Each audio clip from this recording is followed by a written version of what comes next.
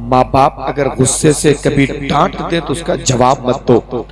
माँ बाप कभी एक आध दो तमाचे मार दे तो पलट के हाथ मत उठाओ। यहाँ तक कि माँ बाप अगर कुछ कहें तो बच्चों को हुक्म है कि उफ तक न कहें, चुपचाप सुन ले, डांट बर्दाश्त कर ले। हमने तो एक आलिम को बताते हुए सुना है, जहां माँ का तमाचा पड़ जाता है अल्लाह उस जगह जहन्नम की आग को हराम फरमा देता है। जहां बाप का हाथ लग जाता है, जहां बाप नसीहत के लिए बच्चे को तमाचा मार देता है, अल्लाह ताला उस जगह को जहन्नम की आग में जलने से बचा लिया करता है। इसलिए याद रखें, माँ बाप का अदब बहुत जरूरी है, माँ बाप का एहतराम बहुत जरूरी है।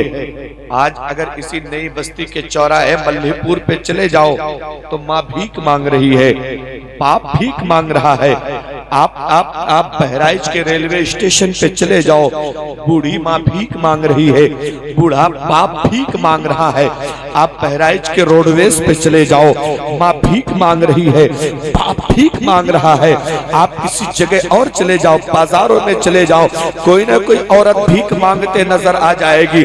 आप किसी मार्केट में चले जाए, कोई ना कोई बूढ़ा बंदा भीख मांगता नजर आ जाएगा। और मेरे नौजवानों, हमने कभी सोचने की कोशिश करी, आखिर ये भीख मांगने वाला भी किसी का बाप है, आखिर ये हाथ फैलाने वाला भी किसी का बाप है, आखिर ये लोगों से एक एक रुपए का सवाल करने वाली बूढ़ी भी किसी की माँ है। ये भी तो किसने भी तो बच्चों को जन्म दिया होगा। आखिर वजह क्या है कि आज ये भीख मांगने पे मजबूर है? वजह क्या है आज ये दर दर की ठोकरें खाने पे मजबूर है? वजह क्या है कि आज ये तरह तरह से भगाई और निकाली जा रही है? आओ जरा, मैं एक बार प्रोग्राम के सिलसिले में ट्रेन में सफर कर रहा था। मैंने, गर्मी का मौसम है, ट्रेन पे मेरी सीट लगी पड़ी है। जैसे ही मैं ट्रेन के चलने का टाइम हुआ, एक औरत हाथ में डंडा पकड़े हुए, दूसरे कांपते हुए हाथ में मांगने का कटोरा लेकर मेरे सामने कांपते हुए हाथों से कटोरा फैला के कहती है, बेटा अल्लाह के नाम पे कुछ दे दो। मैंने सर से पैर तक बुढ़िया को देखा। मैंने पूछा, अम्मा एक बात तो बता दो, मुझे जो देना है मैं तुम्हें दूंगा जरूर, लेकिन बता तो सही, इतनी गर्मी में जब माँ को अपने घर में होना चाहिए था, इतनी गर्मी में जब माँ को अपने बच्चों के बीच में होना चाहिए था, आखिर तुम्हें भीख मांगने पे मजबूर क्यों होना पड़ा? क्या चीज है जो तुमसे भीख मंगवा रही है? आखिर वजह तो बताओ। मैंने पूछा, अम्मा बताओ, क्या तुम्हारे बेटे नहीं है दुनिया में? क्या तुम्हारी औलादें नहीं है दुनिया में? क्या तुम्हारी बेटियां नहीं है दुनिया में? क्या तुम्हारे पोते पोतियां नहीं है दुनिया में? माँ की आंखों में आंसू है। बुढ़िया रोते हुए कहती है, मौलाना साहब अगर कुछ देना है तो दे दीजिए, वरना मैं आगे बढ़ूं, ये मेरे दिल का दर्द है। मैं कहूँ तो किससे कहूँ? ये मेरे जिगर की चोट है, दिखाऊं तो किसको दिखाऊं? मैंने कहा, अम्मा बताओ तो सही, आखिर किस चीज ने तुम्हें भीख मांगने पे मजबूर किया है? आखिर क्यों तुम भीख मांग रही हो? वो बुढ़िया रोते हुए कहती है, हजरत आपके जैसे मेरे चार चार बेटे हैं, चारों की शादी हो गई, घर में चार बहुएं हैं, बेटियों का निकाह हुआ, वो पराए घर चली गई है।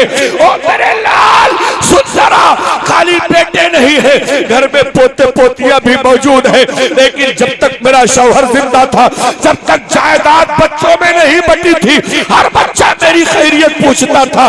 जब तक मेरा शौहर जिंदा था, मुझे घर में रहने की जगह मिलती थी। जब तक मेरा शौहर जिंदा था, मुझे वक्त पे खाना मिलता था।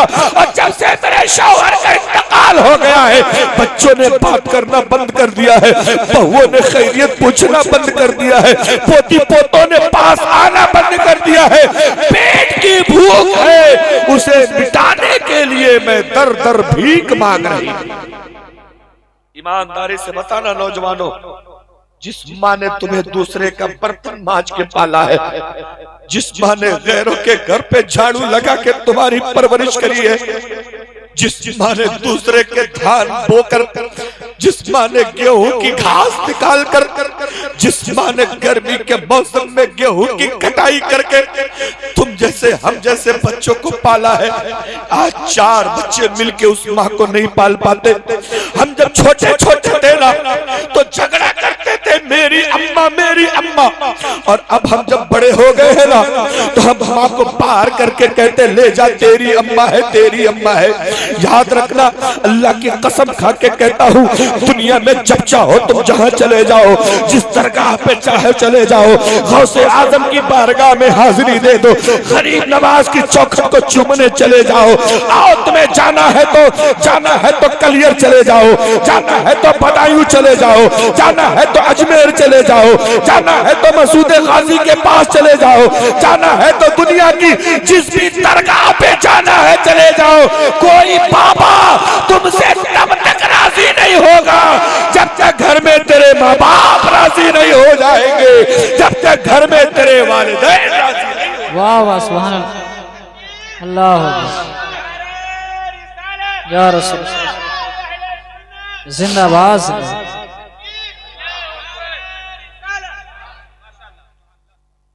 तुम्हें क्या लगता है तुम नौचंदी में बहराइच पहुंच जाते हो तो बाबा राजी हो जाएंगे? घर में माँ तड़प रही है खांसते खांसते, 2 वक्त 2 टाइम का टेबलेट लाने की जरूरत, टेबलेट लाने की मोहलत नहीं है तुम्हारे पास, और तुम बीवी को लेके हर नौचंदी बहराइच पहुंच जाते हो। तुम्हें क्या लगता है गाजी सरकार तुम्हारी माँ की हालत को नहीं देख रहे होंगे? जरूर देख रहे होंगे। इसलिए सुनो, पीरों के हाथ चूमने वालों, पीरों को सर पे बैठाने वालों, हमने तो ऐसे लोगों को देखा है, पीर साहब जूता उतारते हैं ना, मुरीद पीछे से जूता उठा के बगल में ले लेता है, पीर साहब आगे आगे चले, मुरीद जूता ले लेके चल रहा। ठीक है, पीरों का एहतराम करना जरूरी है। सुन्नी पीर हो तो उसकी इज्जत करना हमारे ऊपर लाजिम है। और अगर कोई मुस्तफा के खानदान का सैयद हो तो फिर तो उसके पैर भी धुल के पीने के लिए हम तैयार है। लेकिन वो पीरों से मोहब्बत करने वालों, तुमने पता है भी है, वो पीरों की चप्पलें उठा के घूमने वालों, वो पीरों के हाथ पैर दबाने वालों, दुनिया का सबसे बड़ा पीर तेरा बाप है, दुनिया का सबसे बड़ा पीर तेरी माँ है। इन दोनों को राजी कर ले, दुनिया का हर पीर अपने आप राजी हो जाएगा, दुनिया का हर पीर अपने आप राजी हो जाएगा। लेकिन हम क्या करते हैं, माँ तड़प रही है और ये चला है मुरीद होने, माँ घर में तड़प रही है, बाप खांसते खांसते मरा जा रहा है, लेकिन ये हर साल अजमेर का टिकट पहली सीट बस में बुक करवाता है। तुम्हें क्या लगता है ख्वाजा साहब ने माँ की इज्जत नहीं करी है? तुम्हें क्या लगता है मेरे मुस्तफा ने माँ की इज्जत नहीं करी है? अल्लाह की कसम, मुस्तफा तो अपनी माँ से इतना प्यार करते थे ना कि आप सुनोगे तो पैरों के नीचे जमीन खिसक जाएगी। आओ जरा मैं तुम्हें बताऊं, मेरे नबी अपनी माँ से कितना प्यार करते थे। मेरे नबी की उम्र है 6 साल की, नबी 6 साल के हैं जब नबी हमारी माँ उम्महातुल मोमिनीन, पूरी दुनिया की माँ, पूरी दुनिया की सैयदानी हजरत आमिना के शिकमे मुबारक में मेरे मुस्तफा 6 महीने के थे तो बाप का इंतकाल हो गया। और जब मेरे नबी दुनिया में 6 साल के हुए तो माँ का इंतकाल हुआ। लेकिन इंतकाल हुआ तो कैसे, जरा समझना, मेरी माँ अपने बेटे मोहम्मद रसूलुल्लाह सल्लल्लाहु ताला अलैहि वसल्लम के साथ मदीना गई थी। मदीने का नाम तब मदीना नहीं था, मदीना तो तब बना है जब मेरे मुस्तफा वहां गए हैं, मदीना तो तब बना है जब मेरे नबी के कदम वहां पड़े हैं। उसका नाम, पुराना नाम है यसरब। यसरब कहते हैं परेशानियों की जगह, यसरब कहते हैं बीमारियों की जगह, यसरब कहते हैं मुसीबतों का ठिकाना। मेरे नबी गए तो अल्लाह ने उसे मदीना बना दिया। जो जगह बीमारियों का घर थी, जो जगह परेशानियों का ठिकाना थी, मेरे नबी गए तो नबी फरमाते हैं मदीने की मिट्टी में भी अल्लाह ने शिफा अता फरमाया है। यार इसीलिए तो हम दुआ मांगते हैं, दिखा दे या इलाही वो मदीना कैसी बस्ती है जहां पे रात दिन मौला तेरी, वो मदीना है।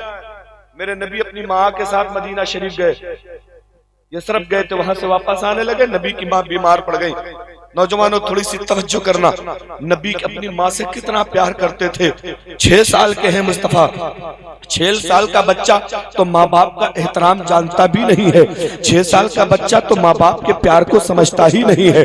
वो तो बस जिद करता, अम्मा ये चाहिए तो चाहिए। अम्मा हर जतन करके उसको इंतजाम करके दे देती है। हर परेशानी झेल के बच्चों के हर चीज का इंतजाम कर देते। लेकिन तवज्जो करना, हमारे तुम्हारे पैगंबर 6 साल चुके हैं। मकामे अबवा पे आते आते नबी की माँ इतनी तेज बीमार पड़ गई ना कि सफर को रोकना पड़ा, सफर को स्टॉप करना पड़ा, आगे बढ़ने की हिम्मत नहीं है। हजरत उम्मे ऐमन एक नौकरानी है जो हजरत आमिना के साथ है। मेरे मुस्तफा है, नबी की माँ हजरत आमिना है, एक नौकरानी हजरत उम्मे ऐमन, ये तीन लोग वापस आ रहे थे। रास्ते में बीमारी इतनी ज्यादा, बुखार इतना तेज हो गया कि बदन जल रहा है, सर में दर्द इतना तेज है कि सर फटा जा रहा है। नबी की माँ हजरत आमिना फरमाती है, उम्मे ऐमन सवारी रोको, सफर करना मुश्किल है, ऐसे हालत में आगे जाना नुकसानदेह हो सकता है। सफर को रोक दिया गया, कजावा लगाया गया, टेंट लगाया गया, खेमा लगाया गया। हजरत आमिना लेट गई है, जमीन पे बिस्तर लगा के हजरत आमिना लेटी हुई है। बुखार इतनी तेज है कि हजरत उम्मे ऐमन सरहाने बैठ के हजरत आमिना को तसल्ली दे रही है। लेकिन हजरत आमिना ने प्यारे पैगंबर को बुलाया है, हमारे तुम्हारे आका जाने रहमत को बुलाया है। बुला के मेरे मुस्तफा के सर पे हजरत आमिना हाथ रखती है और कहती है, बेटे मोहम्मद, मेरा दुनिया से जाने का वक्त आ गया है। ऐसा लगता है कि मौत का फरिश्ता बहुत जल्द मेरे पास आने वाला है। ऐसा लगता है दुनिया में ज्यादा दिनों के मेहमान नहीं रह गई हूँ। लेकिन मेरे बेटे मोहम्मद, मैं जानती हूँ कि मैं दुनिया में ऐसा बेटा छोड़ के जा रही हूँ जिसकी वजह से दुनिया मेरा नाम लिया करेगी, जिसकी वजह से दुनिया मेरा चर्चा किया करेगी। मेरे मुस्तफा करीम अम्मा के सीने से लग गए और कहने लगे, अम्मी, आप अब्बू का तो मुंह मैंने नहीं देखा, अब्बू का चेहरा मैंने नहीं देखा है, आप है कि मेरी परवरिश करती है। अम्मी, आप भी चले जाएंगी तो मुझे खाना कौन खिलाएगा? अम्मी, आप चली जाएंगी, मुझे कपड़े कौन पहनाएगा? अम्मी, आपकी गोद में लेटता था, आपकी गोद में सोता था तो मोहब्बत का एहसास होता था। अम्मा, आप चली जाएंगी तो जरा बताएं, मुझे मोहब्बत वाली थपकी कौन देगा? मुझे लोरियां कौन सुनाएगा?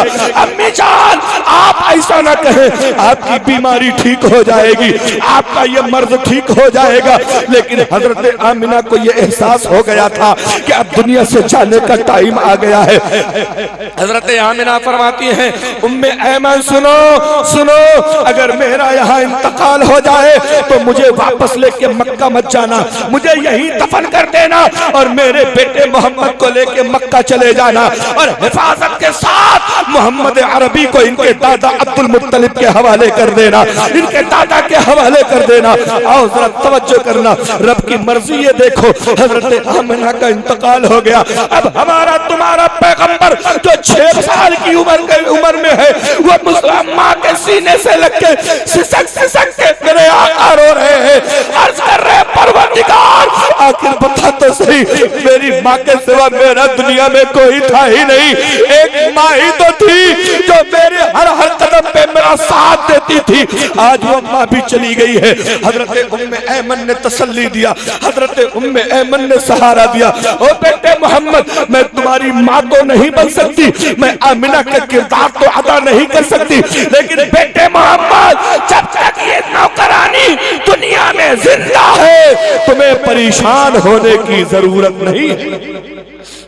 नारे तकबीर, नारे रिसालत, मसलके आला हजरत, अजमते वालिदैन, नारे तकबीर, नारे रिसालत। तवज्जो करना, तुम अपनी माओ को सताते हो ना, तुम अपनी माओ को मारते हो, बीवियों के चक्कर में तुम अपनी माओ से बात करना बंद कर देते हो, विदेश प्रदेश जाते हो, बीवी को रोज वीडियो कॉल करके बातें करते हो। लेकिन तुम्हें इतनी शर्म नहीं आई?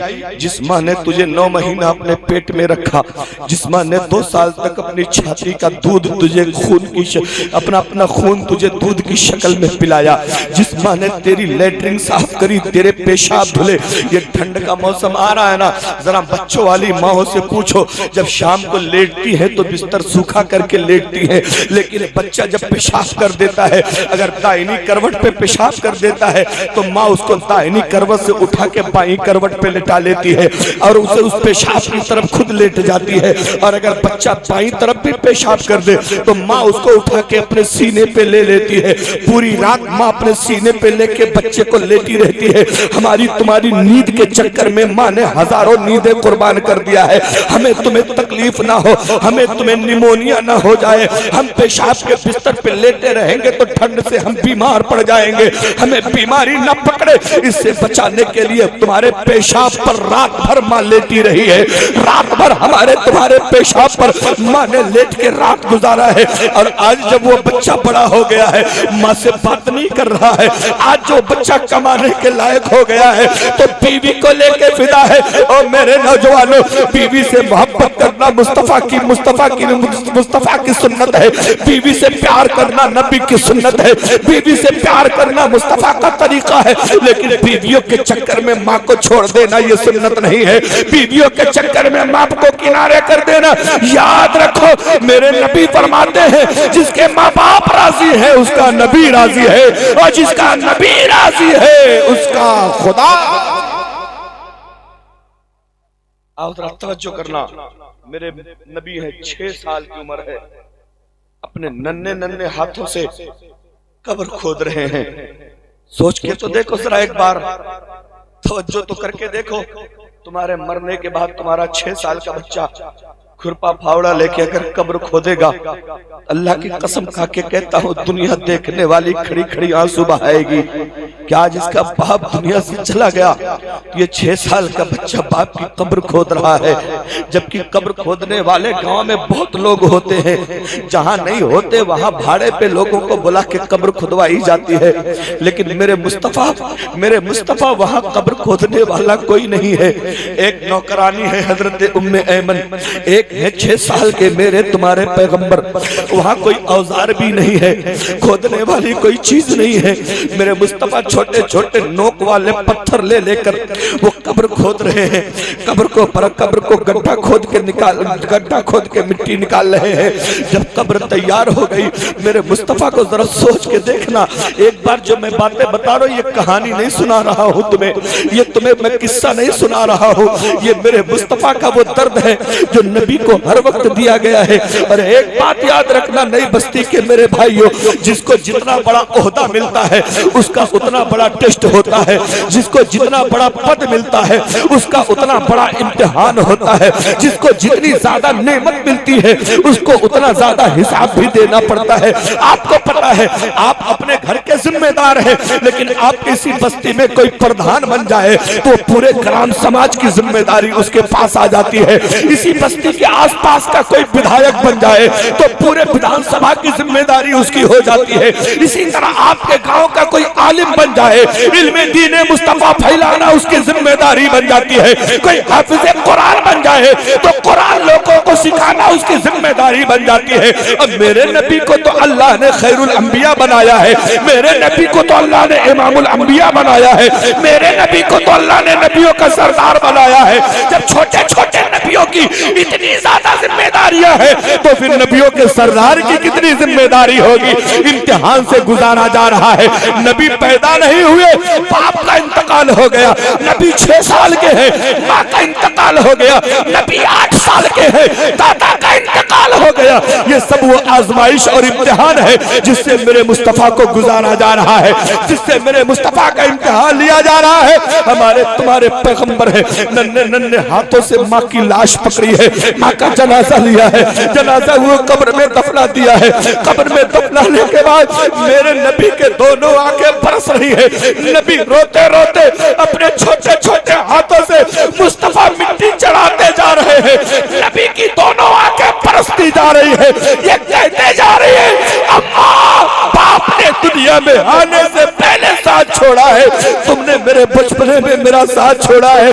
मेरी अम्मी मैं अब जाऊंगा कहाँ, मेरी अम्मी मैं किसके सहारे रहूंगा। लेकिन तवज्जो करना, ऐमन है हजरत उम्मे ऐमन है, नबी के नौकरानी है, नबी की माँ के साथ रहती थी। उन्होंने मुस्तफ़ा जान रहमत को सीने से लगाया, तसल्ली दी। तसल्ली देने के बाद कहती बेटा चलो अब हमें मक्का चलना चाहिए, अब यहाँ दफन कर दिया गया है, यहाँ तक मिट्टी बराबर कर दी गई है, चलो अब हमें मक्का चलना चाहिए। हजरत उम्मे ऐमन ने हमारे तुम्हारे पैगंबर को सवारी पे बैठाया है, लेके जाने लगी। थोड़ी दूर अभी गई थी ना, थोड़ी दूर गई थी, उनको हाजत लग गई, उनको किसी क़ज़ाए हाजत के लिए जाना पड़ा। हजरत उम्मे ऐमन ने सवारी बैठा दिया, मुस्तफ़ा जान रहमत को सवारी से उतार के नीचे खड़ा कर दिया। कहा बेटा तुम थोड़ा सा इंतजार करो, मैं जंगल में जाके हाजत पूरी करके आती हूँ। जैसे ही हजरत उम्मे ऐमन जंगल की तरफ गई है, मेरे तुम्हारे पैगंबर ने, हमारे तुम्हारे आका ने अपने माँ की कब्र की तरफ दौड़ लगा दिया है। दौड़ के माँ की कब्र पे पहुंचे और उस मिट्टी वाली कब्र को पकड़ के चिपक गए हैं, सीने से लगा के रो रो के कह रहे अम्मा ये सफर मुझे अच्छा नहीं लग रहा है, अम्मा मक्के जाने का मन नहीं कर रहा है। जब मैं मक्के से आया था तो तुम मेरे साथ थी, आज जब मैं मक्का वापस जा रहा हूँ तो तुम मेरे साथ नहीं हो।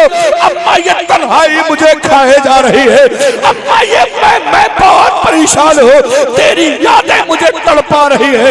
हजरत उम्मे ऐमन जब जंगल से हाजत पूरी करके बाहर आई तो देखती है मोहम्मद अरबी नहीं है, हमारे तुम्हारे पैगंबर सवारी के पास नहीं है। मेरी हजरत उम्मे ऐमन ने जब नजर दौड़ाई तो क्या देखती है, हमारे तुम्हारे पैगंबर अपनी माँ की कब्र से लिपट के रो रहे हैं। हजरत उम्मे ऐमन ने जाके उठाया, सीने से लगाया, लाके बैठ गई है, मक्का लेकर आई है, आपको अब्दुल मुत्तलिब के हवाले कर दिया है। और मेरी नई बस्ती के नौजवानों, क्या तब तुम अपनी माँ से मोहब्बत करोगे जब वो कब्र में चली जाएगी? क्या तब तुम अपनी माँ से प्यार करोगे जब वो आंखें बंद करके सुनसान जगह में चली जाएगी? अपने बाप की खिदमत कब करोगे? जब जिंदा है तब खिदमत कर लो, वरना मरने के बाद अफसोस के अलावा कुछ नहीं करना। जब तक जिंदा है तब तक खिदमत कर ले। दुनिया का सबसे अमीर बेटा वो है जिसके माँ बाप जिंदा हो, और दुनिया का सबसे गरीब बेटा वो है जिसकी जिंदगी में माँ बाप दुनिया से चले गए हो। तुम्हें क्या लगता है माँ बाप तुम्हारे ऊपर बोझ है? नहीं, अल्लाह की कसम, माँ के बाल वक्त से पहले जो सफेद हुए ना, वो सिर्फ तेरी चिंता करते करते सफेद हुए हैं। बाप के चेहरे पे जो झुर्रियां आई हैं, बाप का चेहरा जो सिमट के छोटा सा लगने लगा है, बाप का चेहरा जो मेहनत करते करते काले से काला हो गया है, वो इसलिए नहीं हुआ है कि वो धूप में मर रहा है, वो इसलिए हुआ है कि बाप की हर झुर्री में बेटे की तरक्की की सीढ़ी बनी हुई है। बाप के चेहरे की मेहनत ये बता रही है कि बच्चों को पालने के लिए इसने दिन रात एक कर दिया है, बच्चे को कामयाब बनाने के लिए इसने दिन को दिन नहीं, रात को रात नहीं समझा है। और आज वही बेटा जब उसकी बढ़िया बंबई में दुकान चल रही है, आज वही बेटा जब उसका मकान बन गया है, आज वही बेटा जब वो 4 व्हीलर गाड़ी से चल रहा है तो उसके दोस्त बहुत हो गए। तब उसकी सुनने वाला कोई नहीं था जब घर में गरीबी थी, माँ बर्तन मांज के पालती थी तब कोई दोस्त नहीं था, माँ दूसरे के घर पे झाड़ू लगाती थी तब कोई दोस्त नहीं था। आज तुम्हारी जेब में पैसा है तो मुफ्त का खाने वाले दोस्त है, आज तुम्हारी जेब में रकम है तो तुम्हारे हजारों यार बन जाएंगे। लेकिन याद रखना नई बस्ती के मेरे भाइयों, दुनिया में अगर सबसे सच्चा प्यार कोई है तो उसे माँ बाप का प्यार कहा जाता है, उसे माँ बाप का प्यार कहा जाता है। लेकिन हम खुदा जाने किस तरफ जा रहे हैं, खुदा जाने कहां जा रहे हैं। हमने तो माँ के प्यार को पीठ के पीछे डाला। घबरा तो नहीं रहना, थोड़ी सी गुफ्तगू आगे बढ़ाएं। अगर घबरा रहे हैं तो मैं तुरंत सलाम पढ़ लेता हूँ, लेकिन सच बताऊं, अल्लाह की कसम खा के कहता हूँ, ये कैमरे मेरे सामने चल रहे हैं, अल्लाह की कसम खा के कहता हूँ, आज मैं जो कुछ भी हूं ना, जो कुछ भी हूं मैं आज, इसमें जहां मेरे उस्ताद की मेहरबानियां हैं, दोस्तों की मोहब्बतें हैं, वहां सबसे ज्यादा मेरे माँ बाप की दुआओं का असर है, मेरे माँ बाप की दुआओं का असर है। तुम्हें क्या लगता है, माँ जब दुआ के लिए हाथ उठाती है ना तो अल्लाह का अर्श हिलने लगता है, अल्लाह का अर्श हरकत करने लगता है, अल्लाह का अर्श झूमने लगता है। अल्लाह पूछता है अर्श बता तो सही, हरकत क्यों कर रहा है, झूम क्यों रहा है? तो अल्लाह अर्श कहता है परवरदिगार तुझे पता नहीं है, एक माँ अपने बेटे की कामयाबी के लिए आंचल फैला रही है, एक बाप अपने बेटे की तरक्की के लिए, अपने बेटे के सेहत के लिए, अपने बेटे के कारोबार के लिए अपने डगमगाते हुए हाथों को रब की बारगाह में उठाकर कपकपी आवाज लेकर, लरसती हुई जबान लेकर, ए मौला वो तुझसे कुछ मांग रहा है। अल्लाह फरमाएगा अर्श बता हिलेगा कब तक? अर्श कहता है मौला जब तक तू उस माँ की दुआ को कबूल नहीं कर लेगा तब तक मैं हरकत करना बंद नहीं करूंगा। हमने तो माँ का प्यार समझा नहीं, हमने तो माँ को बस ऐसी समझ लिया। अल्लाह की कसम खा के कहता हूँ दुनिया की जितनी कुर्बानी तुम्हारे पीछे तुम्हारी माँ ने दिया है ना, उसका 5% भी तुम्हारी बीवी नहीं दे सकती है, उसका 5% भी तुम्हारी बीवी तुम्हारी हिमायत नहीं कर सकती है। आज तुम बीमार पड़ जाओ, तुम्हारी इनकम खत्म हो जाए, तुम्हारा घर बिक जाए, तुम्हारी जमीन बिक जाए, तुम्हारी बीवी साथ छोड़ के चली जाएगी, तुम्हारे दोस्त तुम्हारा फोन उठाना बंद कर देंगे, लेकिन इस मुसीबत में भी अगर कोई तुम्हारे साथ खड़ा नजर आएगा तो तुम्हारे माँ और बाप खड़े नजर आएंगे। क्या ये सच्चाई नहीं है इस समाज की? लेकिन हम नहीं समझ रहे, हम तो समझ नहीं रहे। अगर आप इजाजत दे तो थोड़ी सी बात आगे बढ़ाई जाए तो जरा मोहब्बत से कह दे सुभान अल्लाह। आज अल्लाह ने मुझे सब कुछ नवाजा है, किसी चीज की अल्लाह का शुक्र है, कमी नहीं है, हर चीज अल्लाह ने नवाजी है। लेकिन घर जाता हूं ना, बीवी है, बच्चे हैं, भाई बहन, सब कुछ है, घर शानदार बना हुआ है, सब कुछ है, लेकिन घर में एक बूढ़ी माँ नहीं है ना तो घर अजीब सा सुना सुना लगता है। मैं जब कभी घर जाता था तो दरवाजे पे कदम बाद में पड़ता था, अंदर दरवाजे से बाहर मेरी माँ मुझे रोक लेती थी। ये मैं अपनी बात बताऊं, रोक लेती थी और मेरे चेहरे पे 3 बार अपना हाथ फेर के उसे चूम लेती थी। मैंने कहा अम्मा एक बात तो बताओ, ये तुम करती क्या हो? जब मैं मदरसे से पढ़ के आता हूँ या जब मैं पढ़ा के आता हूँ, कहीं पर प्रोग्राम से आता हूँ, तो तुम ये क्यों करती हो, ये क्यों करती हो? तो माँ का जवाब ये था बेटा जिस दिन तू इसको जान जाएगा ना सवाल करना छोड़ देगा। मैंने कहा आज मैं घर में बाद में जाऊंगा, ये जवाब मुझे अभी बताओ क्यों चूमती हो? तो अल्लाह की कसम माँ ने जो जवाब दिया था हर नौजवान को सुनना चाहिए। मेरी माँ ने कहा था लल्ला तू दूर का सफर करके आया है, न जाने कैसे कैसे इलाकों से गुजरा है, न जाने कैसे कैसे लोगों की नजर तेरे चेहरे पे पड़ी होंगी, न जाने कैसी बलाएं तेरे सर के ऊपर से होके गुजरी होंगी। तू आज घर में आया है, कहीं बलाओं ने असर कर दिया तो तेरा घर पे रहना दूभर हो जाएगा, कहीं लोगों की नजरों ने असर कर दिया तो तेरी जिंदगी में मुश्किल आ जाएगी। इसलिए घर में दाखिल होने से पहले मैं तेरी बलाएं उतार लेती हूँ ताकि अगर बीमारी लगे तो तेरी माँ को लग जाए, मेरा बेटा सही सलामत घर में पाया। जब तुम कमा के आते हो ना तो बीवी बलाएं नहीं उतारती, अटैची पकड़ के खट से अंदर लेके जाती कि कोई देख न ले, पड़ोसन आ ना जाए। ये फर्क है माँ और बीवी में। लेकिन तुम जो तुम्हारे लिए सब कुछ करने को तैयार है उसके लिए तुम्हारे पास वक्त नहीं, और जो कदम कदम पे तुमसे पैसे का मुतालबा करती है, पैसे तुम देना बंद कर दो, बीवी का प्यार पाना बंद हो जाएगा। खर्चा देना बंद कर दो। अगर बीवियों की वफादारी नापना है तो किसी गरीब को कर देखो, गरीबों की बीवी। गरीबी एक ऐसी चीज है जो लोगों की मोहब्बत को दिखा देती है। आपको अगर यकीन ना हो तो ये कोरोना काल जब चला है, अच्छे अच्छे दोस्तों ने फोन उठाना लोगों का बंद कर दिया था, कहीं ऐसा ना हो कुछ मांग ले। क्या अभी ये तो गुजरा हुआ ना हमारे आप पर, लेकिन नहीं समझ में आता। और थोड़ी सी तवज्जो पेश करें, माँ बाप के नाम पे जरा जोर से कह दे सुभान अल्लाह। और सच में बताऊं, अगर सुनने का इरादा हो तो बात आगे बढ़ाएं, और अगर आप थके थके लग रहे हो तो मैं तुरंत खत्म कर देता हूं। तो जरा दोनों हाथ माँ बाप के नाम पे, अगर ये सलामत है और अल्लाह का शुक्र है, अल्लाह की नेमत आप इन हाथों को समझते हैं, तो दोनों हाथ उठा के जोर से कह दे या रसूल अल्लाह। अल्लाह इन हाथों को सलामत रखे, अल्लाह इन हाथों में बरकत अता फरमाए, अल्लाह इन हाथों को बीमारियों से बचा ले, अल्लाह हमारे नौजवानों के हाथों में हुनर अता फरमा दे। आओ जरा माँ की मोहब्बत देखो, माँ का प्यार देखो, माँ की शफकत देखो, माँ की इनायत देखो। एक शायर कहता मोहब्बत ममता, ईसारो, शफकत, ये वो अज्जा हैं जिनसे माँ बनी है। माँ में मोहब्बत देखना है तो माँ को मिल। आपने कभी पागल औरत देखा है? अगर उसके पास बच्चा हो ना तब भी वो अपने बच्चे को घसीटे रहती है, गोद में लिए फिरती है। क्यों? माँ पागल भी हो जाए ना तो बच्चों का प्यार उसे पागल होने नहीं देता। माँ पागल भी हो जाए तो बच्चों की मोहब्बत दिल से नहीं जाती। आओ जरा तवज्जो करो, मुस्तफा जाने रहमत फरमाते हैं अल जन्नतो तहता अक़दामिल उम्महात, जन्नत माँ के कदमों के नीचे है, जन्नत माँ के पैरों के नीचे है।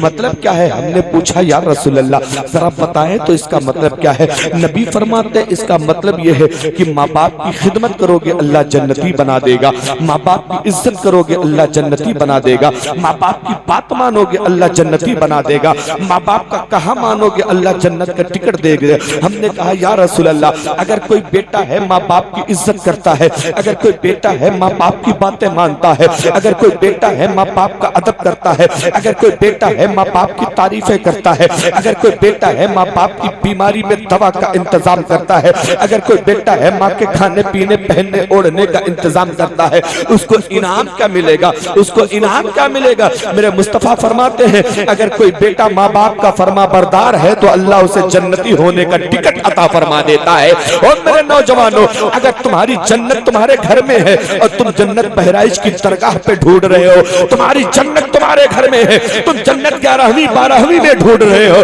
तुम्हारी जन्नत तुम्हारे घर में है, तुम 11वीं तुम मसूद गाजी और वारिस पाक और फलाने धमाके के यहाँ जन्नत ढूंढ रहे हो। जन्नत ढूंढना है तो अपने घर में ढूंढो, जन्नत तुम्हारे सामने पड़ी है। हमने कहा या रसूल अल्लाह अगर कोई बेटा माँ बाप का अदब ना करे तो क्या होगा? अगर कोई बेटा माँ बाप को तकलीफ पहुंचाए तो क्या होगा? तो मुस्तफा जान रहमत फरमाते हैं तुम्हारे माँ बाप तुम्हारे लिए जन्नत भी है जहन्नम भी है। हमने कहा या रसूल अल्लाह या तो चांद होगा या तो सूरज होगा, या तो दिन होगा या तो रात होगा, रात होगी। ऐसा तो नहीं हो सकता कि दिन भी मौजूद हो और रात भी हो। दिन आता है तो रात चली जाती है, रात आती है तो दिन डूब जाता है। या रसूल अल्लाह या तो माँ बाप जन्नत में जाने के जिम्मेदार होंगे या तो जहन्नम में ले जाने के जिम्मेदार होंगे, लेकिन आप तो फरमा रहे हैं तुम्हारे माँ बाप तुम्हारे लिए जन्नत भी है जहन्नम भी है। इसका मतलब क्या है? मेरे मुस्तफा फरमाते हैं अगर माँ बाप की खिदमत करोगे अल्लाह जन्नती बना देगा, और अगर माँ बाप को सताओगे अल्लाह तुम्हें जहन्नमी बना देगा, अल्लाह तुम्हें जहन्नम में डाल देगा। माँ की इज्जत करोगे अल्लाह इज्जत दे देगा, माँ को तकलीफ पहुंचाओगे अल्लाह तुम्हें जहन्नमी बना देगा।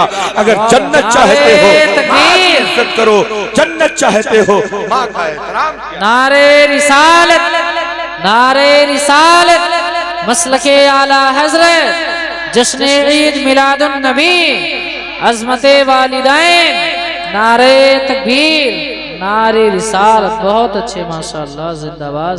अब आइए जरा थोड़ा सा और आगे बढ़े। नौजवानों जरा जोर से कह दो सुभान अल्लाह। माँ नाराज है ना तो उसको राजी कर लो। क्या हो गया भैया, गुस्सा हो गया आप लोग? अच्छा, हम तो समझे गुस्सा हो गया। कुछ लोग होते हैं ना कहते हैं मौलाना का कोनो बताई दिए। हम नेपाल में गए तकरीर करने नसीम भाई ना, तो हमारी तकरीर हाजियों पे हो गई। वो बिगड़ेल हाजी जो हज करके आता है तो पहले 3% लेता था सूद, अब हज करके आया है तो 5% ले रहा। हाँ ऐसे हाजी हैं बहुत। पहले जब हाजी हज करने जाता था ना, वहां से आता था तो उसको देख के लोग सुधर जाते, यार हाजी साहब आए हैं तो इतने बिगड़े हुए थे, इतने नेक बन के आए। और जो हाजी हज करने गया वहां से आया सुधर गया, समझ लो हज कबूल हो गया। और अगर वहां से आया तो जैसे बिगड़ा था वैसे बिगड़ा है तो समझ लो ये रुपया फेंक आया।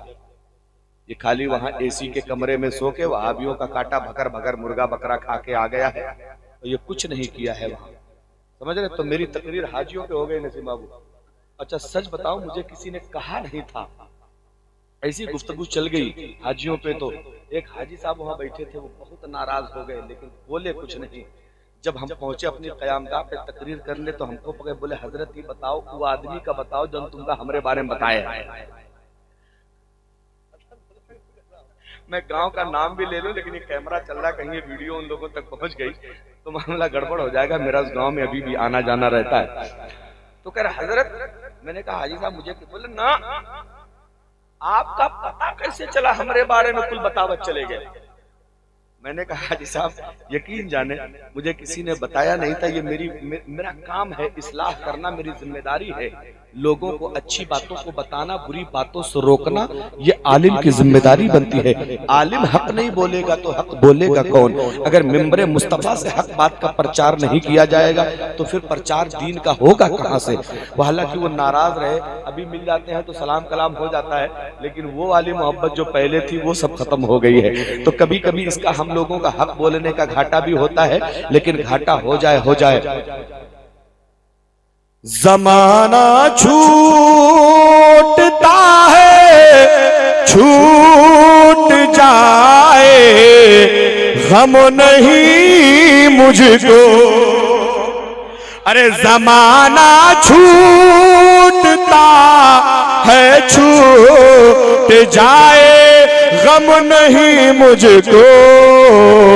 न छोटे हाथ से दामन तुम्हारा या रसूल अल्लाह, न छोटे हाथ से दामन तुम्हारा या रसूल अल्लाह। मोहब्बत से कहते हैं सुभान अल्लाह, सुभान अल्लाह। आगे बढ़ाए गुफ्तगू, कोई दिक्कत तो नहीं है ना? हाँ, अभी तो बहुत बजेगा। और सच बताऊं, एक जब आपने 11 बजा लिया, 12 बजा लिया, 10 बजा लिया, तो फिर 1 बजाने, 2 बजाने, छोटा छोटा बजाने में कितना? जब आपने बड़ा बड़ा सब बजा लिया हजरत, तो फिर छोटा छोटा बजाने में कौन दिक्कत? अब 1 बड़ा है कि 12? जोर से बोलो। 12 बड़ा है ना? 10 बड़ा है कि 11? 11 बड़ा। 9 बड़ा है कि 10? जब आपने बड़ा बड़ा बजा लिया, 10 बजा लिया, 11 भी बजा लिया, इतने हिम्मत वाले हैं कि आपने 12 भी बजा लिया, उसके बाद कुछ तो थोड़ा सा मुस्कुराइए और जोर से कह दीजिए सुभान अल्लाह। माँ बाप अदब क्या है, एहतराम क्या है, जरा तवज्जो करना। मेरे मुस्तफा करीम है, हमारे तुम्हारे आका हैं, सरवरे कायनात हैं, फखरे मौजूदात हैं, इमामुल अंबिया हैं, सरदारे अंबिया हैं। फरमाते हैं सुनो, अगर तुमने मक्का नहीं देखा कोई बात नहीं, अगर तुमने मदीना नहीं देखा कोई बात नहीं, तुमने जमजम नहीं पिया कोई बात नहीं, तुमने खाने काबा का तवाफ नहीं किया कोई बात नहीं, तुमने हजरे अस्वद को नहीं चूमा कोई बात नहीं, तुमने सफा मरवा पे दौड़ नहीं लगाई कोई बात नहीं, तुमने मिना में जाके कुर्बानी नहीं की कोई बात नहीं, तुमने मुजदलफा में कयाम नहीं किया कोई बात नहीं, तुमने रमिए जिमार नहीं किया कोई बात नहीं, तुमने हतीमे काबा में नमाजें नहीं पढ़ी कोई बात नहीं, तुमने मक्का में इब्राहिम पे नफल नहीं पढ़ी कोई बात नहीं, तुमने शहर मक्का नहीं देखा कोई बात नहीं, तुमने मदीना नहीं देखा कोई बात नहीं। तवज्जो करना नौजवानों जरा, मेरे मुस्तफा फरमाते हैं मक्का नहीं देखा कोई दिक्कत नहीं, मदीना नहीं देखा कोई दिक्कत नहीं। एक सहाबी ने अर्ज किया या रसूल अल्लाह, जो मक्के के करीब रहते हैं उन्होंने मक्का देख लिया, जो मदीने के करीब रहते हैं उन्होंने मदीना देख लिया, लेकिन या रसूल अल्लाह आपके चाहने वाले तो दुनिया के कोने कोने में रहते हैं, आपके मानने वाले तो दुनिया के इलाके इलाके में रहते हैं, मानने वालों में अमीर भी हैं गरीब भी हैं। अमीरों ने तो मक्का देख लिया है, अमीरों ने तो मदीना देख लिया है, लेकिन या रसूल अल्लाह गरीब क्या करे? गरीब मक्का कहां से देखे, गरीब मदीना कहां से देखे? गरीब के पास टिकट का पैसा नहीं है, गरीब के पास जहाज का खर्चा नहीं है, गरीब के पास वीजा लगवाने के लिए रकम नहीं है, गरीब के पास होटल का किराया देने के लिए पैसे नहीं है। या रसूल अल्लाह अमीरों ने मक्का देख लिया है, गरीब कहां जाए? तो मेरे नबी फरमाते हैं तुमने मक्का नहीं देखा, टेंशन मत लो, मदीना नहीं देखा, टेंशन मत लो। अगर माँ बाप जिंदा है सुबह उठो, वापस से माँ का चेहरा देख लो, अल्लाह तुम्हें हज करने का सवाब अता फरमा देता है, अल्लाह तुम्हें हज करने का सवाब अता फरमा। अब हज 2 तरह का होता है, एक हज्जे मकबूल और दूसरा हज्जे मरदूद। हज्जे मकबूल का मतलब जिस हज को अल्लाह कबूल कर ले उसे हज्जे मकबूल कहते हैं, और जिस हज को अल्लाह रद्द कर दे वो हज मरदूद है।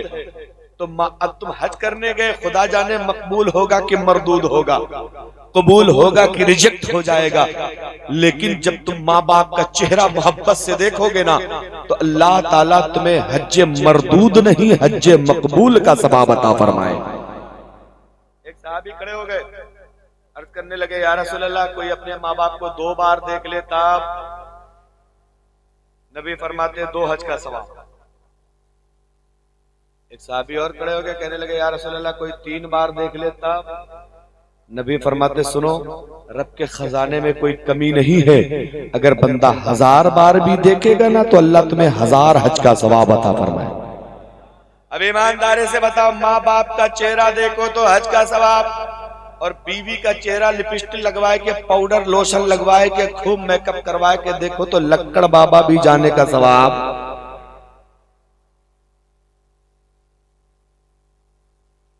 और जिसमें ज्यादा सवाब है उसको, उससे तुम बात तक नहीं करते, और जिसमें कुछ नहीं है, खाली मुसीबत मुसीबत, उसको तुम घूर घूर के देख रहे। ऐसा नहीं होना चाहिए। तवज्जो, थोड़ी सी बात आगे बढ़ा।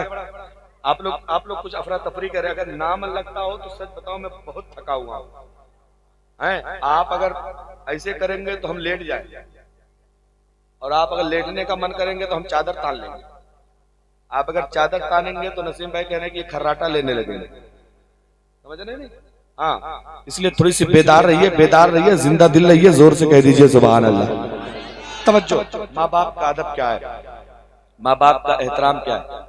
नसीम भाई, मेरे मोहल्ले की बात बताऊं, नाम नहीं लूंगा, हालांकि मेरा उनसे घर से रिलेशन भी अदर। एक बंदा, वो भी उम्र दराज हो गया था, पोती पोते वाला था, उसने अपनी माँ को मेरे दरवाजे के सामने जो खड़ंजा था उस पे गर्दन पकड़ के पटक, बूढ़ी माँ, और दुनिया ये देख रही थी। सिर्फ 4 साल बीता था, उसी जगह पे उस पटकने वाले के बच्चों ने उसको पटक, उसी जगह पे उसने अपनी माँ को मारा, उसके बच्चों ने उसको मारा। क्यों? एक होता है कानून फितरत और एक होता है कानून शरीयत। कानून शरीयत में कोताही हो जाए तो माफी मिल जाती है। जैसे आपने नमाज नहीं पढ़ी, ये कानून शरीयत है। अल्लाह खुश हो जाए किसी काम से तो आपको माफ कर दे। आपने रोजा नहीं रखा, ये कानून शरीयत है। अल्लाह आपसे किसी बात पे राजी हो जाए, आपको माफ कर दे। आपने हज नहीं किया, ये कानून शरीयत है। अल्लाह चाहे आपसे राजी हो जाए तो आपके हज के गुनाह को माफ कर दे। लेकिन एक है कानून फितरत। कानून फितरत में माफी नहीं मिलती। कानून फितरत का, जैसे आप जुआ खेल रहे हैं, नहीं रुक रहे हैं जुआ खेलने से, तो आपका घर तबाह बर्बाद हो जाएगा। ये कानून फितरत, कोई उसको तबाही से रोक नहीं सकता। आप शराब पी रहे हैं, नहीं मानते, आप शराब से नहीं रुक रहे, आपका फेफड़ा खराब हो जाएगा। ये कानून फितरत। और कानून शरीयत, आपने किसी को सताया है दुनिया में, तो दुनिया में उसका बदला जरूर मिलेगा। ये कानून फितरत। आपने अगर किसी को तकलीफ पहुंचाई है तो बंदे वो दुनिया में लौट कर वो तकलीफ आपको मिलेगी जरूर। ये कानून फितरत। और कानून फितरत में माफी नहीं हो। इसलिए माँ बाप को सताना ये कानून फितरत, माँ बाप से मोहब्बत करना ये कानून शरीयत। और अगर आपने सताया तो याद रखो, आने वाले बच्चे आपको सताएंगे जरूर, इससे कोई आपको रोक नहीं सकता। और 2-3 चीजें ऐसी हैं जिसका बदला अल्लाह दुनिया में दे देता है। नंबर 1, नबी की गुस्ताख। नबी का कोई गुस्ताख है, कोई हमारे तुम्हारे पैगंबर की बुराई करता है, तो इसका बदला अल्लाह उसको दुनिया में जरूर जलील और रुसवा कर देता है। इसकी माफी नहीं। और जो मुस्तफा का गुस्ताख है ना, उसको अल्लाह ताला तौबा की तौफीक भी नहीं देता। आपको क्या लगता है, आप नमाज नहीं पढ़ते फिर भी शाम को रोटी मिलती है कि नहीं मिलती? आवाजें देख रहे हैं इनकी? इनकी अपने तकरीर चल रही है, औरतों की अलग है, उनकी अपनी महफिल। दुनिया जाए भाड़ में, हम अपने जुगाड़ में।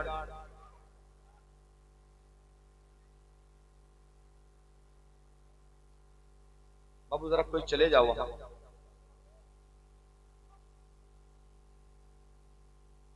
नई बस्ती की औरतें कहीं दुनिया से अलग थोड़ी हैं। हाँ हाँ, वो भी जो औरतें बातें कर रही हैं वो अपना मिलाद बंद कर दें। इधर वाली पहली जो तकरीर है मिलाद जो चल रहा है इसको सुन लें। और अगर ना बंद करें तो हम लोग चुप हो जाते हैं, माइक उनको दे देते हैं, काम बदल लेते हैं। भाई अभी हम लोग बोल रहे हैं, उनको चुप रहना चाहिए, उनको सुनना चाहिए। और अगर ऐसा नहीं कर सकती तो काम बदल लेते हैं, माइक उनको दे देते, वो लोग बोले, हम लोग चुपचाप से सुन लेते। एक जगह झुट्ठों का बटोर हुआ, झुट्ठों का, बड़े बड़े झुट्ठे इकट्ठा हुए। नई बस्ती में कुछ लोग होंगे ना, बहुत लंबा लंबा हाँकते हैं, बहुत लंबा लंबा फेंकते। वो फेंकते हैं तो फिर मल्लीपुर में नहीं रुकता, इतना लंबा लंबा हाँकते हैं ना। ऐसे 3 बड़े बड़े झूठों का बटोर हुआ। तो एक कह रहा सबसे बड़ा झूठ हम बोलते हैं, दूसरा कहा तुमसे बड़ा तो हम बोल लेते, तीसरा कहे तुम दोनों से बड़ा हम बोल लेते। तो बोला अच्छा चलो शुरू करो, देखते हैं कौन सबसे बड़ा झूठ बोलता है। तो एक आदमी ने शुरू किया, बोले हमारे दादा इतने लंबे चौड़े थे, इतने लंबे चौड़े थे ना कि लाठी लेके बादल में छेद कर देते थे, पानी गिरने लगता था। तो दूसरा वाला करे इसमें कौन सी कमाल की बात है, जो कोई बहुत बड़ा झूठ है, तुमसे बड़ा तो हम बोलेंगे। बोला अच्छा तुम बोलो। कहने लगा तुम्हारे दादा लाठी लेके करते थे, हमारे दादा इतने बड़े थे कि उंगलियों से छेद कर देते, पानी गिरने लगा।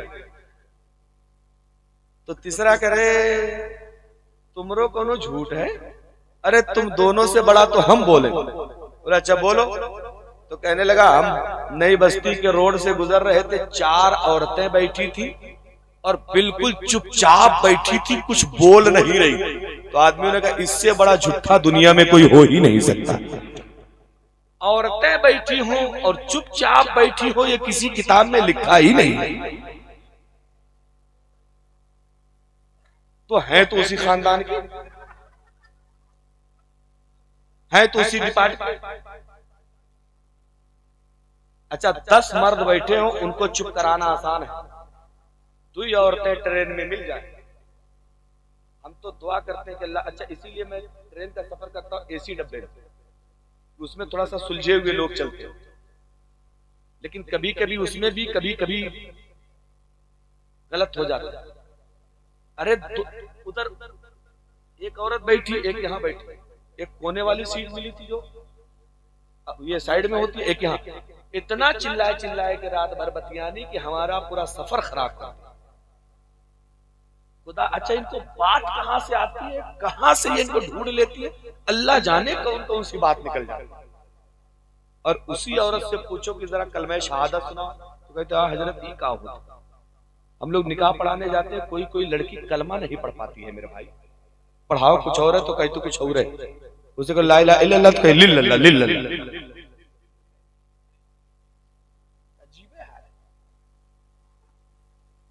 और बात करने में मायावती फेल है। इसलिए मेरे बहनों चुप रहो, नबी की मिलाद है, तुम्हारी आवाज यहां तक आती है, तुम गुनाह पा रही हो। औरत की आवाज पर्दा है, गैर मर्दों तक आएगी तो तुम्हें मिलाद सुनने का सवाब मिले न मिले, गैर मर्दों तक तुम्हारी आवाज जाएगी तो उसका गुनाह जरूर मिलेगा। समझ रहे? इसलिए खामोश रहें, और अगर खामोश ना रह पाए तो चुपचाप से बिस्तर पे चले जाइए और मोबाइल देखिए, सो जाइए। बगैर मोबाइल देखे इनको नींद कहां आती है, कोई जुगाड़े नहीं। थोड़ी सी तवज्जो आगे बढ़ाएं, अब इंशाअल्लाह वो चुप रहेंगी। वो होशियार औरतें वो सोच रही कि मौलाना 10-15 मिनट हमारे तकरीर न करो, जो उन्हें खातिर बुलाए गए हो वो बताओ। तवज्जो है ना? तो जरा जोर से कह दें सुभान अल्लाह। ये दाहिना मजमा अब ये दाहिनी तरफ, पहले बाईं तरफ वाले कुछ दमदार लग रहे थे, अब दाहिनी तरफ वाले। जरा पूरा मजमा जोर से, ये हाथ अगर चाहते हैं कि अल्लाह बीमारियों से बचा के रखे तो उठाइएगा, और अगर चाहते हैं कि ना बचे तो कोई बात नहीं, दोनों हाथ उठा के जोर से कह दें या रसूल अल्लाह। एक बार और मोहब्बत से या रसूल अल्लाह। हमें या रसूल अल्लाह के नारे से हमको प्यार है, जिसने ये नारा लगाया उसका बेड़ा। हम तो या रसूल अल्लाह वाले ना। अब तवज्जो, माँ बाप का मकाम। नबी फरमाते हैं मोहब्बत से माँ का चेहरा देख लो तो किसका सवाब? हज्जे मकबूल, ऐसा हज जिसको अल्लाह ने कबूल फरमा दिया। अब तवज्जो, हजरत उमर का जमाना है। एक बंदा अपनी माँ को बहुत मारता था, बहुत सताता था, बहुत तकलीफ देता था। उस माँ ने आके हजरत उमर से शिकायत कर दी, अमीरुल मोमिनीन मेरा बेटा मुझे बहुत मारता है, बहुत तकलीफ देता है, बहुत सताता है। हजरत उमर ने उसको बुलाया, उमर की हुकूमत में कोई इधर उधर कर दे। हजरत उमर ने बुलाया और अपने दोस्तों से कहा कि एक थैला लाओ मशकीजा, उसमें पानी भरो और ये 4-5 किलो पानी का थैला इसके पेट पे रस्सी से बांध दो। बांध दिया गया। अब वो 5 किलो पानी का थैला जैसे पेट पे बंधाना, हजरत उमर कहते ये पानी लेके तुझे दिन भर चलना है, लेके चल। थोड़ी दूर गया, मुंह के बल गिरने लगा, कहने लगा हजरत पानी बहुत है, थोड़ा कम करा दीजिए। हजरत उमर ने थोड़ा सा रहम दिखाया, पानी थोड़ा सा कम कर दिया, कम कर दिया। अब कम करने के बाद जब पानी थोड़ा बचा तो हजरत उमर कहते लो इसको चलो। अब लेके घंटा 2 घंटा चला है ना, चलने के बाद आके हाथ जोड़ के हजरत उमर से कह रहा है हुजूर वाला, ये पेट पे जो आपने थैला बांधा है ना, इसकी वजह से कमर में इतना दर्द है कि चला नहीं जा रहा है। हुजूर वाला घुटने हमारे जवाब दे रहे हैं, बिल्कुल सर चकरा रहा है, बार बार मतली हो रही है। हुजूर वाला अब अगर इसको खोलेंगे नहीं तो मेरा जीना मुश्किल हो जाएगा। अब मेरे नौजवानों, नई बस्ती वालों, सुनना, हजरत उमर ने जो जुमला कहा था आज के 1400 साल पहले तकरीबन हजरत उमर ने कहा था, नौजवान कान खोल के सुन ले, आज तेरे पेट के बाहर 2-3 किलो पानी बांधा गया है, तू उसे लेके 2-4 घंटा नहीं चल पा रहा है। जरा सोच, तेरी माँ तुझे पेट के अंदर लेके 9 महीना कैसे चली होगी? तेरी माँ ने तुझे 9 महीना पेट के अंदर कैसे रखा? तू पेट के बाहर लेके नहीं चल पाता, तेरी माँ ने तुझे पेट के अंदर रखा।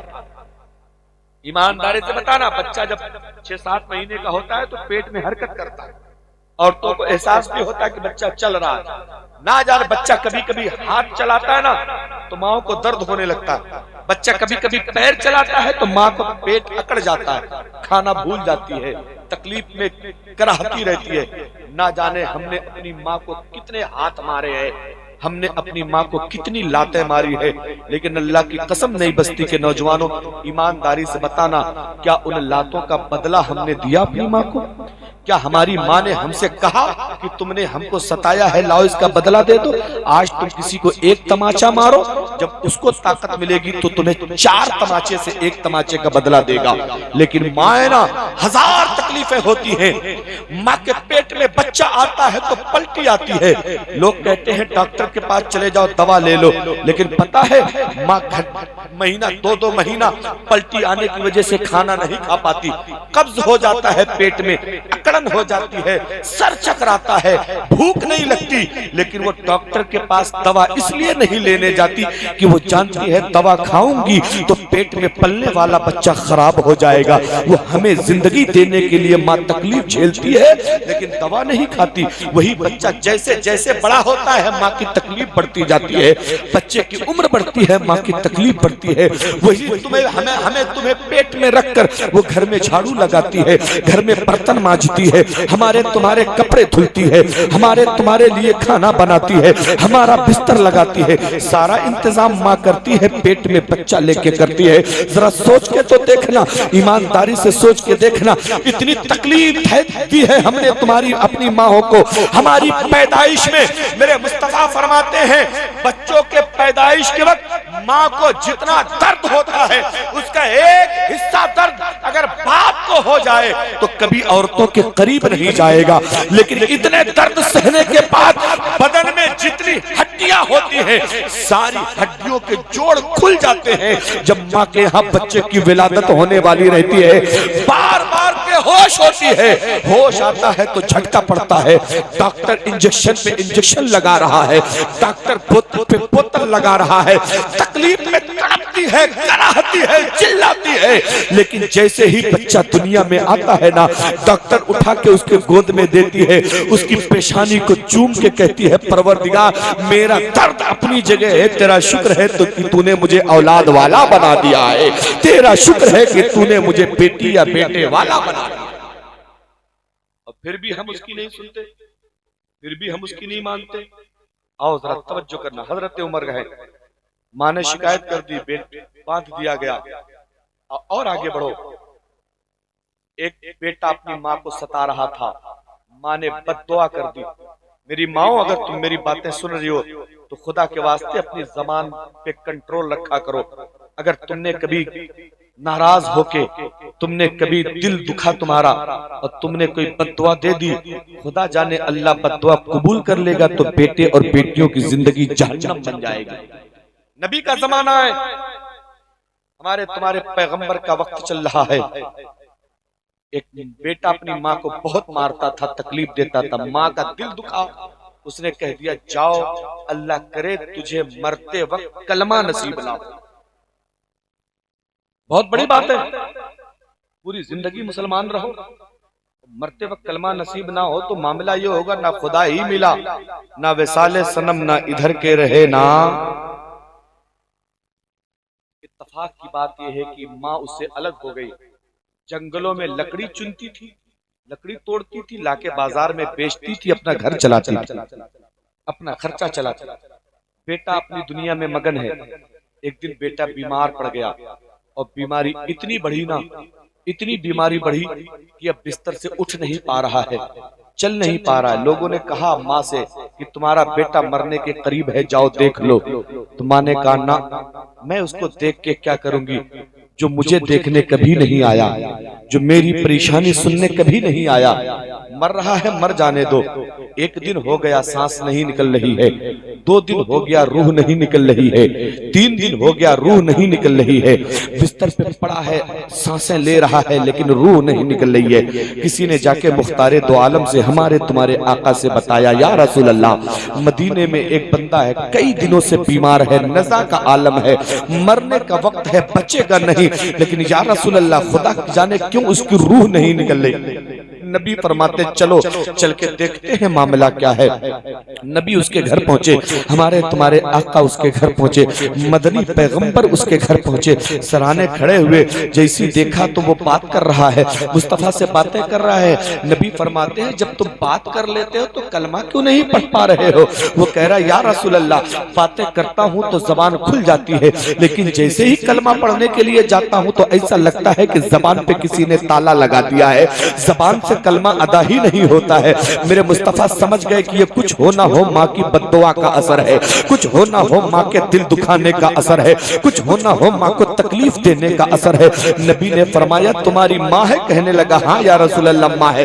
जिंदा है कि मर गई? कहता है या रसूल अल्लाह जिंदा। कहाँ रहती है? वो मुझसे अलग रहती है। जब नबी ने लोगों से पूछा बताओ इस बंदे का अपनी माँ के साथ व्यवहार कैसा था, ये अपनी माँ के साथ कैसा सलूक करता था, लोगों ने कहा या रसूल अल्लाह पूछ पूछिए मत, इतना जुल्म अपनी माँ पे करता था, इतनी तकलीफ माँ पे करता था, इतना सताता और इतना मारता था कि माँ दुखी होकर अलग रहने लगी है, माँ इससे परेशान होकर दूर चली गई है।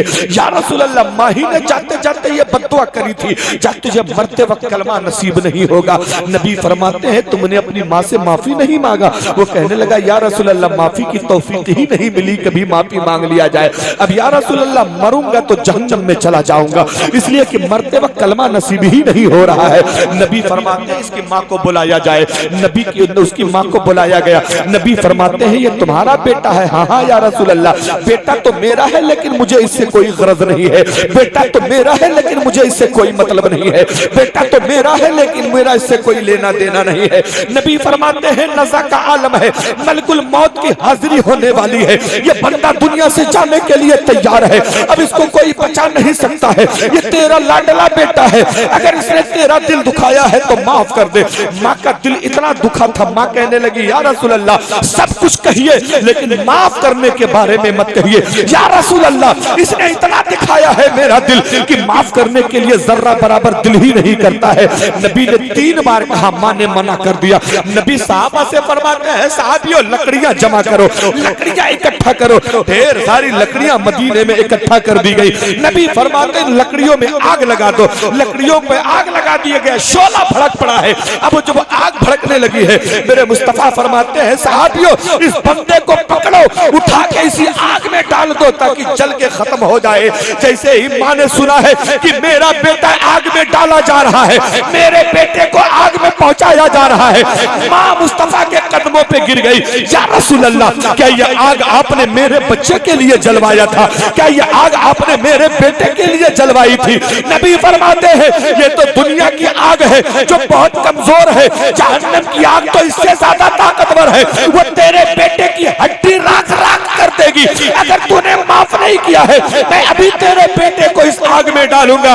मेरे नबी से वो बुढ़िया कहने लगी या रसूल अल्लाह, आपको गवाही बना के कहती हूँ मैं अपने बेटे से राजी हूँ, मैंने बेटे को दिल से माफ फरमा दिया है, मैंने बेटे को दिल से माफ फरमा दिया। वाह, नारे तकबीर, नारे रिसालत, मसलके आला हजरत, जश्न ईद मिलादुन नबी, ख्वाजा का हिंदुस्तान, नई बस्ती का सुन्नी मुसलमान, नारे तकबीर, नारे रिसालत। वाह। तो माँ अगर नाराज है ना, दिल दुखाया है तो जाओ ना सही, एक बार 2 कतरा आंसू गिराओ माँ के सामने, एक बार माफी मांग के देखो बाप के सामने।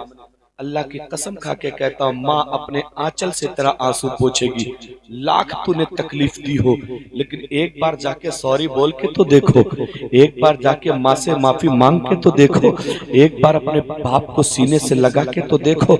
लाख तुमने बाप को तकलीफ पहुंचाई है, लाख तुमने माँ को तकलीफ पहुंचाई है, लेकिन जब एक बेटा जाके माँ के सामने आंसू बहाएगा, अल्लाह की कसम खा के कहता हूँ माँ अपनी सारी तकलीफों को भुला देगी, माँ अपना सारा दर्द भुला देगी, तुझे सीने से लगा के अपने आंचल से तेरा आंसू पोंछेगी और कहेगी मेरे लाल, मेरे रहते हुए तुझे आंसू बहाने की जरूरत नहीं है। और मेरे नौजवानों, जो माँ तुमसे इतना प्यार करती है, कौन सा मुंह लेके तुम उस माँ को गाली देते हो? जो माँ तुमसे इतनी मोहब्बत करती है, कौन सा दिमाग है कि तुम्हारा अपनी माँ को तकलीफ देते हो? कमाने के लिए जाते हो तो दोस्तों से मिल के जाते हो, कमाने के लिए जाते हो तो भाई पटीदार से मिल के जाते हो, कमाने के लिए जाते हो तो गाड़ियां बुक करा के जाते हो, लेकिन कमाने के लिए जाओ तो एक बार माँ के कदमों को चूम के भी जाया करो। कमाने के लिए जाओ तो माँ का मोहब्बत वाला हाथ सर पे रखवा के जाया करो। कमाने के लिए जाओ तो माँ का आंचल एक बार उठा के अपने हक में दुआ करा के जाया करो। अल्लाह की कसम खा के कहता हूँ, सरफर कोई मुसीबत भी आने वाली होगी ना तो माँ की दुआओं से अल्लाह तुम्हारी आने वाली मुसीबतों को टाल देगा। माँ की दुआओं से तुम्हारी बिजनेस में होने वाली अड़चनों को टाल देगा। माँ की दुआओं से अल्लाह ताला तुम्हारी आने वाली जिंदगी की परेशानियों को टाल देगा। लेकिन तुम तो बीवी को बता के जाते हो, बच्चों को बता के जाते हो, लेकिन माँ बाप अलग है तो तुम्हें बताने की तौफीक नहीं है, बताने का वक्त नहीं है। याद रखो, दुनिया में सबसे ज्यादा मोहब्बत अगर कोई अपने बच्चों से करता है तो वो माँ बाप करते हैं। बाप की मिसाल तो ऐसे है कि बाप जब तक जवान रहता है मेहनत करता है, जब तक जवान रहता है मजदूरी करता है, जब तक जवान रहता है पैसे कमाता है, बेटी की ख्वाहिश पूरी करता है, बेटे के आरज़ू पूरी करता है, बेटों की तमन्ना पूरी करता है। लेकिन जब बुढ़ापा आ जाता है, घर में पड़ा है, काम नहीं कर पाता, और जब बुढ़ापा आता है तो माँ बाप हमारे लिए बोझ बन जाते हैं, माँ बाप हमारे लिए तकलीफ का सबब बन जाते हैं, माँ बाप हमारे लिए परेशानी का बाइस बन जाते हैं। ऐसा नहीं होना चाहिए था। जब जवानी की दौलत तुमने ले ली है, जवानी की मेहनत तुमने ले ली है, जवानी की कमाई तुमने ले ली है, तो अब उनके बुढ़ापे में खर्चा कौन उठाएगा, उनके बुढ़ापे में दवा कौन कराएगा। बाप की मिसाल ऐसे है जैसे एक हरा भरा पेड़ है, जब तक पेड़ हरा भरा रहता है, साया देता है, फूल देता है, फल देता है, पत्तियां देता है, लेकिन जब पेड़ सूख जाता है तो जाते जाते जलाने के लिए लकड़ी देके जाता है। यही हाल बाप का है, जब तक ताकतवर है मेहनत करके खिलाता है, बूढ़ा हो जाए तो घर में बैठ के तुम्हारे लिए दुआएं मांगता रहता है। ये मत समझो तुम कहीं जा रहे हो, तुम कहीं निकल रहे हो, एक्सीडेंट होते होते बच गया, गाड़ी तुम्हारे बगल से तेज से निकली, तुम गिरते गिरते बच गए, गाड़ी के नीचे आते आते बच गए, तुम बच नहीं गए, तुम बच नहीं गए। तेरी माँ बाप की कोई दुआ थी जिसने तुझे आज हादसे से बचा लिया। तुमने छोटी सी नेकी कहीं करी थी, उस नेकी ने आज तुझे बचा लिया है। इसलिए मेरे भाइयों, छोटी छोटी नेकियां करते रहे, छोटी छोटी नेकियां बहुत बड़ा काम कर देती हैं। हजरत अली है, वो मेरे मुस्तफा का जमाना है, मस्जिद नबवी है, एक सहाबी छोटी छोटी खूंटी लेकर आए।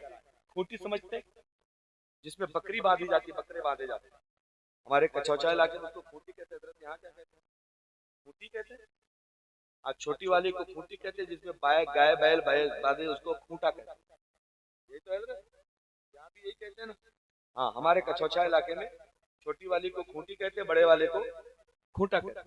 तो एक साहबी ने छोटी छोटी लकड़ी की खूंटी बनाई और मस्जिद के किनारे किनारे लाके गाड़ दी, मस्जिद के किनारे। दूसरे साहबी आए, देखा किनारे किनारे खूंटी लगी है, उन्होंने सारी खूंटियों को उखाड़ा, फेंक दिया। नमाज खत्म हुई, एक बंदे ने कहा खूंटी गाड़ी किसने, दूसरा कह रहा उखाड़ी किसने, खूंटी गाड़ी किसने, उखाड़ी किसने, गाड़ी किसने, उखाड़ी किसने, बात बढ़ गई। उन्होंने कहा मैंने गाड़ी, उन्होंने कहा मैंने उखाड़ी। उनसे पूछा गया तुमने गाड़ी क्यों, बोले तुमसे क्या मतलब। उनसे कहा तुमने उखाड़ी क्यों, बोले तुमसे मतलब। बात बढ़ते बढ़ते मुकदमा मुस्तफा की बारगाह, नबी की बारगाह में पहुंच गए दोनों लोग। नबी ने पूछा बताओ मामला क्या, कहने लगे या रसूल अल्लाह मैंने खूंटी गाड़ी थी, इन्होंने उखाड़ दिया। नबी का फैसला सुनना, छोटी छोटी नेकियां करने में कभी हिचकिचाना नहीं। नबी फरमाते हैं बताओ तुमने खूंटी गाड़ी क्यों, क्या मकसद था गाड़ने का। अब मकसद सुनना सहाबी का, कहने लगे या रसूल अल्लाह मस्जिद नबवी दूर है, मुसलमान दूर दूर बसे हुए हैं, इलाके में और मस्जिदें नहीं है, लोग नमाज पढ़ने के लिए जानवरों पे बैठ के आते हैं। जब मस्जिद में जाते हैं तो उनको डर लगा रहता है कहीं मेरा जानवर भाग ना जाए, भाग ना जाए, इसलिए मैंने खूंटी गाड़ दी थी ताकि आदमी आए खूंटियों में जानवर बांध दे, सुकून से नमाज पढ़े, उसको ये डर नहीं रहेगा कि मेरा जानवर भाग जाएगा, वहां से आएगा तो जानवर बंधा रहेगा। उनसे पूछा तुमने उखाड़ी क्यों, कहते हैं या रसूल अल्लाह रात का टाइम है, मस्जिद के बाहर रोशनी का कोई इंतजाम नहीं है, नमाजी रात में आएंगे कहीं ठेस ना लग जाए किसी नमाजी को, इसलिए मैंने खूंटियों को उखाड़ दिया है। नबी फरमाते जाओ दोनों की नीयतें अच्छी हैं, अल्लाह दोनों को सवाब अता फरमाएगा। कितनी छोटी सी बात है ये, लेकिन सवाब दोनों को मिलेगा, नीयत अच्छी। और हमारा हाल क्या है, नाली का पानी मस्जिद की दीवार पे बहेगा,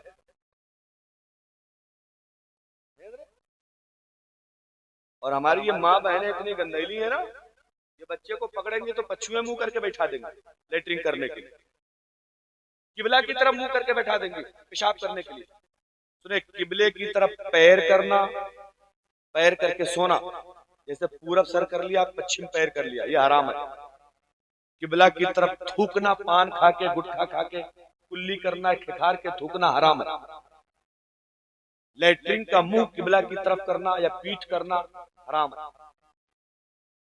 लेकिन गफलत यह है कि नौजवान भी ऐसे सो जाता है। हमने तो बहुत सारी औरतों को देखा किबला की तरफ पैर करके सोते हैं, उनको ये तमीज ही नहीं है कि इधर किबला है, और ऐसी ले जाके बच्चे को ले जाके रोड के किनारे बैठा दिया, गंदगी करो।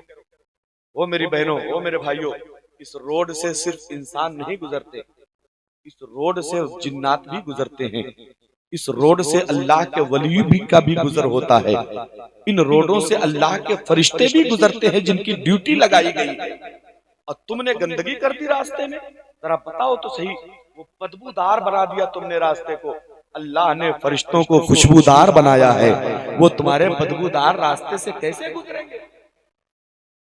इसलिए छोटी छोटी अगर रास्ते से जा रहे हैं, देखे कोई पत्थर पड़ा है उठा के किनारे कर दें, कोई शीशा पड़ा है उठा के किनारे कर दें, कोई कांटा पड़ा है उठा के किनारे कर दें, कोई तकलीफ देने वाली चीज है उठा के किनारे कर दें।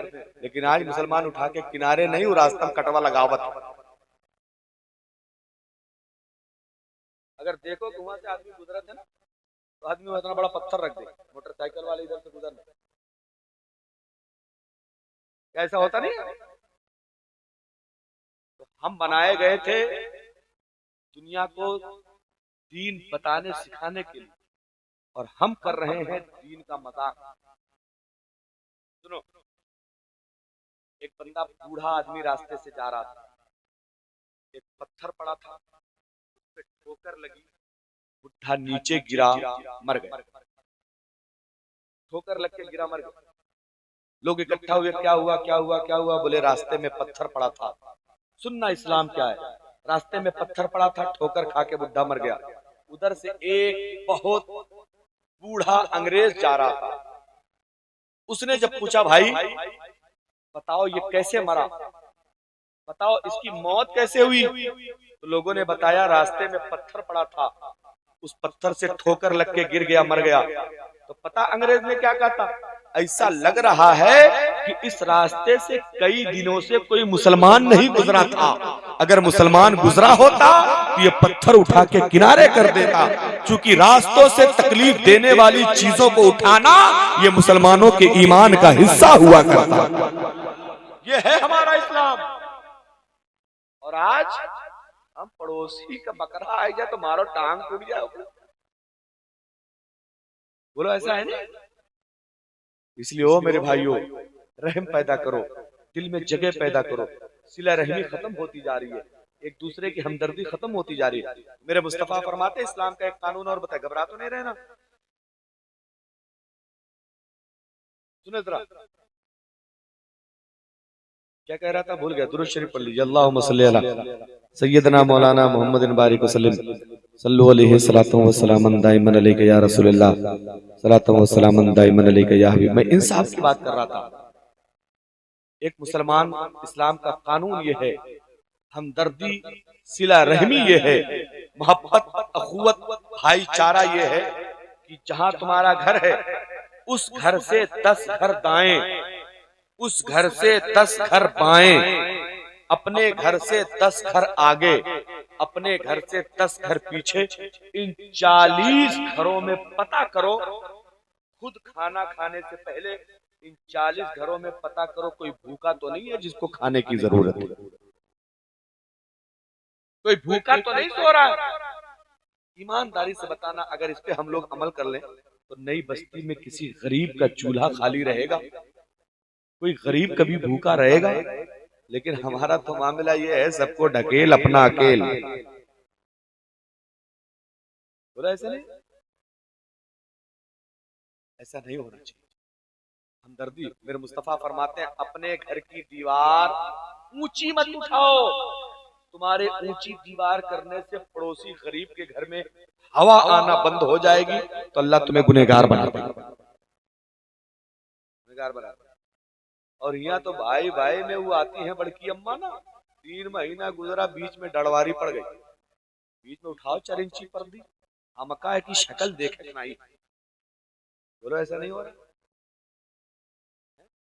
जबकि नबी फरमाते हैं अगर तुम्हारा पड़ोसी गरीब है तो अपने घरों में जब कोई अच्छी चीज पकाओ, गोश्त पकाओ, तो पानी बढ़ा लिया करो गोश्त में। साहबा ने पूछा या रसूल अल्लाह क्यों? बोले अगर पड़ोसी के घर पे गोश्त नहीं दे सकते तो कम से कम उसके प्लेट में थोड़ा सा शोरबा ही डाल दिया करो। ये इस्लाम है। और हम तो इस चक्कर में ही कहाँ से रहा, इसका पता लगा। ये हमारा तरीका नहीं होना चाहिए। अल्लाह ताला हम लोगों को दीन सीखने समझने की तौफीक अता फरमाए। अगर थोड़ी सी इजाजत दे तो फरमाइश आई पूरी कर दिया जाए। घबरा तो नहीं रहे ना? तो क्या बोलना है? जोर से बोलो। बस इसको जोर से कहते हैं, जरा जोर से बोलो। हाँ हाँ, थोड़ा सा जोर मतलब समझा करो यार। हम एक जगह गए ना, हम सीतापुर में गए नसीम भाई तकरीर करने, हमने कहा जोर से बोलो तो आदमी